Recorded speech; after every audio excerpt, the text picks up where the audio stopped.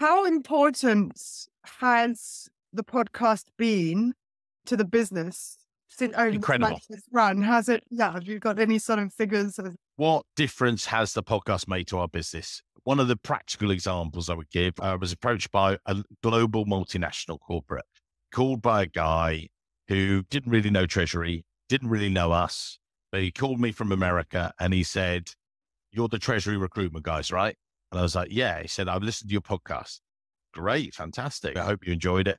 He said, "No, we need to recruit a Treasury team in the Middle East, and you're the guys that can do this." I was like, "Yeah, that's what we do."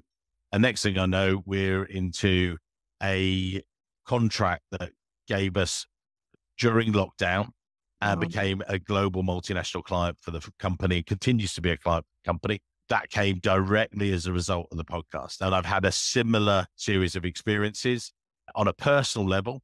The podcast has taken me around the world, but in two ways.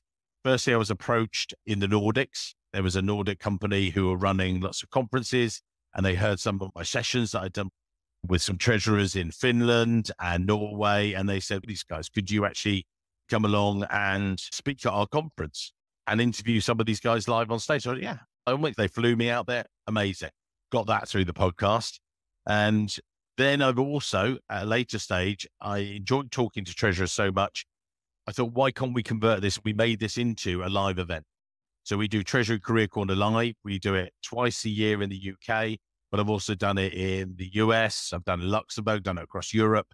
So where I interview 2 or 3 treasurers live on stage came as a direct result of doing the podcast. And we converted that. I sat there with them. We record it. It becomes actually some of our podcasts that we do now. Oh, Treasury Career Corner Live episode. We recently did one in London, where I interviewed 3 treasurers about their careers in front of a live studio audience of 130 people. It was incredible. And I got that all from the podcast.